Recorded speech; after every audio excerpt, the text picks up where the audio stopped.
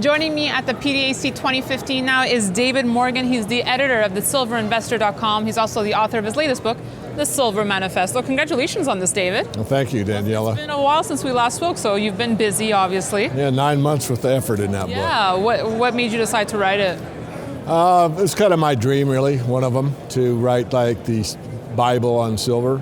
And I probably never would have got it done without the help of David Smith, Chris Marchese, the co-author, and others. And we footnoted everything. It's not really an academic read. It's written for the people. It is the people's money. And we go into every aspect of silver. So everything you want to know about silver and more is in that book. Has anyone ever asked you why you have this amazing love and passion for silver? Why didn't you go into gold? Yeah. Well, really, I started in gold mostly. I mean, the first answer is in my first book, and that is when I was 11 years old, the coinage changed from silver coinage to what I call Johnson slugs. So that sparked my curiosity, but as I started to be self-educated about the monetary system, the banking system, gold's role in history and that kind of thing, I was pretty pro-gold. But after the first run, which I was participating in January 21st, 1980, I learned and had known a bit about the Hunt brothers. And I said, these guys are really smart. Why did they pick silver instead of gold? So I started to look at silver a lot more, in depth than I had gold. Why would they pick silver? And the more I got, into that study, the more I became more of a silver bug than a gold bug. So that's really what happened. I went through the first bull market as more really of a gold bug than a silver bug. Interesting. Well, we're at PDAC, the world's largest mining show. This is not your first rodeo. You've been to many PDACs. I've seen you here, David. What's the sentiment like this year for you? Oh, I've overused words, cautiously optimistic. I don't want to hear that catchphrase anymore. Well, it's a little better than it was, let's say, a couple years ago. The people that have good projects are pretty pumped. People are listening. I've asked some of my friends that are vendors here, and they are pretty pleased. So I say overall, it's getting better, and that's how I see the overall market. Are there projects you like? There's a couple I see that are good. There was one unique, let's say, proposition that deals with precious metals. That's a twist on it, and then there's now this BitGold situation that Sandstorm Gold is hosting at their booth. So there's always new ideas out there in the marketplace, and some are interesting. And what about silver? What a ride it's had this year. Really volatile, still volatile. How do you see the setup for 2015? Grinding higher. I'm looking for it. I mean, you look at maybe CPM Group or some of my contemporaries are looking at like $22 silver max. And I'll say they could be right. I think we're going to be able to get to the $26 level this year, but it won't be until, I don't think much is going to happen until about the September timeframe, unless there's some big black swan event. But barring that, I think we're going to see probably into the 20s at some point. But I think by September, October, you're going to see a pretty big run into the metals, taking silver to about 26 and gold up to the 1550 level.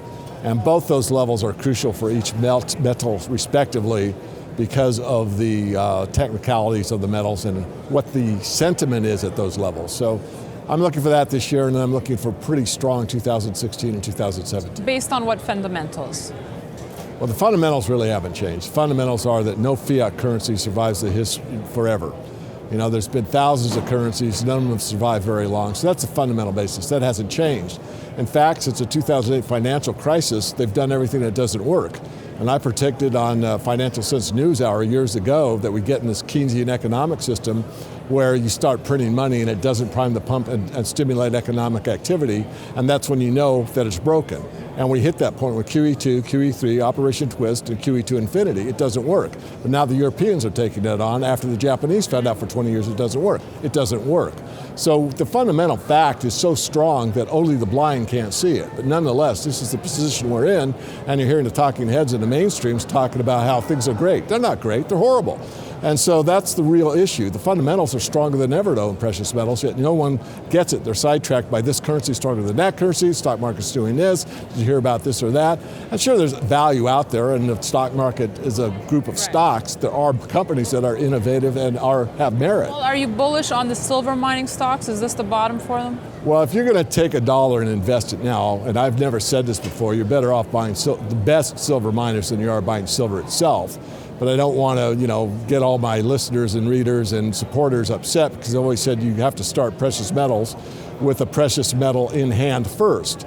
But as far as where the value is, you're better off buying the great companies for $1. You're getting a lot more silver for your dollar than you would buy the metal at $1. What companies are you liking? If top three for you right now? Well, on our top tier list, I mean, really, Silver Wheaton is usually in there. Agnico Eagle, which is gold and silver. Franco-Nevada, which is primarily gold and oil. But those would be three that usually are in our top tier. And David, last time you were on, we were talking about some innovative uses of silver. Silver helping to cure Ebola, perhaps. Any other fascinating finds? I just read the Silver Institute's update on the airplane on the way in. And one of the things I predicted a long time ago was that you'd have like upper end homes with countertops that would be silver impregnated. There's a company doing that now. Do you have one in your home? I do not. Then there's a Diebold or Diebold, however you pronounce it, that does the voting machines in the U.S. They're putting out ATMs with silver into the glass, because one of the big transfers of germs person to person is the ATM machines, because people are touching those screens all day long.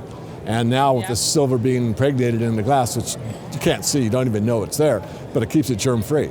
So you're going to see more and more applications like that. So there's two to think about. Well, you're one of the most innovative guys in the business, so you would know, David. And how do we get a copy of Silver Manifesto? Just went on Amazon yesterday. So go to Amazon, type in my name, type in the Silver Manifesto, Silver Books, you'll find it. Well, best of luck with that, David. Always a pleasure speaking with you. Thank you so much. My pleasure, thank you. Thanks for watching our coverage here from PDAC 2015. We'll have more for you. Stay tuned to Kitco.com. Thanks for watching.